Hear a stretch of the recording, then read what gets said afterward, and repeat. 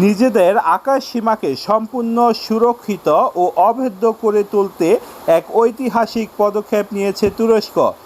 Ankara চলমান NATO শীর্ষ সম্মেলনে দেশটির প্রেসিডেন্ট রিসেপ তাইয়েপ এরদোয়ান নিজস্ব প্রযুক্তিতে তৈরি স্টিল ডোম বিমান ও ক্ষেপণাস্ত্র প্রতিরক্ষা প্রকল্পের জন্য অতিরিক্ত 24 বিলিয়ন মার্কিন ডলার বরাদ্দ দেওয়ার ঘোষণা দিয়েছেন।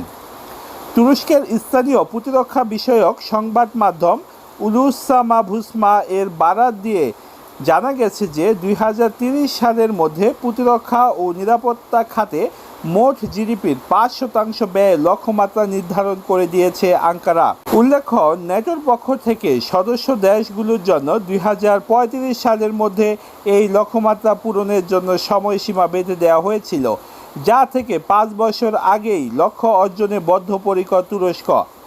বর্তমানে দেশের নিরাপত্তা খাতের ব্যয় জিডিপির 1.5% থেকে বাড়িয়ে 3.5% এবং পরবর্তীতে 5% উন্নীত করা হবে বলে জানিয়েছে এরদোয়ান। স্টিল ডোম কোনো একক অস্ত্র বা ক্ষেপণাস্ত্র প্ল্যাটফর্ম নয়, এটি মূলত একটি বহু স্তর বিশিষ্ট সমন্বিত ও নেটওয়ার্ক কেন্দ্রিক একটি বিমান প্রতিরক্ষা স্থাপত্য। সহজ ভাষায় একে বলা হচ্ছে সিস্টেম অফ সিস্টেমস বা ব্যবস্থার মহাপদ্ধতি। এর কাজ হলো বিভিন্ন উচ্চতা এবং পাল্লার প্রতিরক্ষা ব্যবস্থার জন্য একটি কেন্দ্রীয় সেন্ট্রাল কমান্ড কন্ট্রোল কাঠামোর অধীনে এনে দেশের আকাশ সীমাকে একটি নিশ্চিদ্র নিরাপত্তার চাদরে ঢেকে ফেলা। এর কয়েকটি স্তরও রয়েছে। খুব কাছের যে দূরত্ব, সেটির জন্য রাডার নিয়ন্ত্রিত অটো ক্যানন সমৃদ্ধ কোরকুট ব্যবস্থা রয়েছে, যা একেবারে কাছ থেকে আসা ড্রোন বা স্বল্প দূরত্বের হুমকি মোকাবেলা করতে পারবে। এছাড়া দ্বিতীয় স্তরে রয়েছে স্বল্প ও মাঝারি পাল্লা। এই স্তরের নিরাপত্তার দায়িত্ব রয়েছে হিসার A+ এবং হিসার O+ ক্ষেপণাস্ত্র ব্যবস্থা। এর তৃতীয় স্তর অর্থাৎ দীর্ঘ পাল্লা এবং ব্যালিস্টিক ক্ষেপণাস্ত্র প্রতিরক্ষা ব্যবস্থায় রয়েছে সর্বস্তরের অর্থাৎ সর্বোচ্চ স্তরের সুরক্ষা ব্যবস্থা। এতে থাকবে তুরস্কের নিজস্ব প্রযুক্তিতে তৈরি করা আধুনিক সিপার ব্যবস্থা। তো বন্ধুরা, গোটা এই ব্যবস্থাকে সচল ও নিখুঁত রাখবে কৃত্রিম বুদ্ধিমত্তায় সমর্থিত একটি সিদ্ধান্ত গ্রহণকারী ব্যবস্থা। রাডার নেটওয়ার্ক ও ইলেকট্রো অপটিক্যাল সেন্সর থেকে আসা রিয়েল টাইম ডেটা বিশ্লেষণ করে এই AI সিস্টেম মানুষের হস্তক্ষেপ ছাড়াই স্বয়ংক্রিয়ভাবে ড্রোন, ক্রুজ মিসাইল এবং যুদ্ধবিমান বা ব্যালিস্টিক ক্ষেপণাস্ত্রকে শনাক্তকরণ করবে এবং তা ধ্বংস করতে সবচেয়ে উপযোগী ইন্টারসেপ্টরকে বেছে নেবে।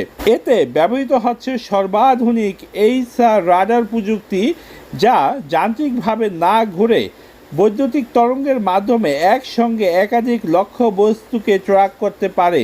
এটি আধুনিক যুদ্ধক্ষেত্রের অন্যতম বড় চ্যালেঞ্জ।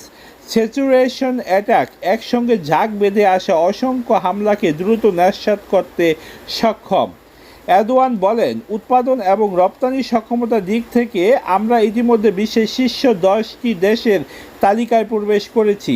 আমাদের জোটের যে বিমান ও ক্ষেপণাস্ত্র প্রতিরক্ষা সক্ষমতার অভাব সবচাইতে বেশি অনুভূত হচ্ছিল, তা পূরণ করার জন্য আমরা স্টিল ডোম পরিকল্পনার মাধ্যমে অতিরিক্ত 24 বিলিয়ন ডলার বরাদ্দের সিদ্ধান্ত নিয়েছি।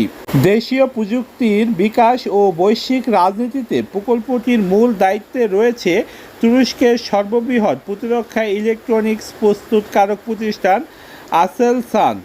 এছাড়াও ক্ষেপণাস্ত্র নির্মাতা রকেটসান, রাষ্ট্রীয় অস্ত্র কারখানা MKE এবং গবেষণা সংস্থা টুবিটাক শেজ যৌথভাবে এতে কাজ করছে।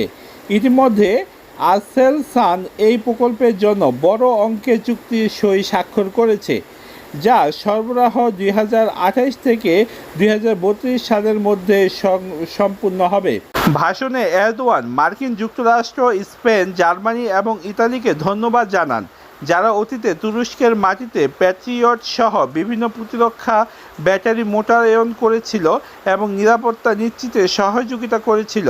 তবে এরদোয়ান স্পষ্ট করে বলে দিয়েছেন যে এই বিদেশি নির্ভরতা পুরোপুরিভাবে দূর করতে স্টিল ডোম প্রযুক্তি ব্যবহার করা হচ্ছে। পাশাপাশি ন্যাটো মিত্রদের মধ্যে প্রতিরক্ষা সহযোগিতার ক্ষেত্রে সব ধরনের নিষেধাজ্ঞা ও প্রযুক্তি হস্তান্তরের বাধা তুলে নেওয়ার জন্য আহ্বান দিয়েছেন তিনি।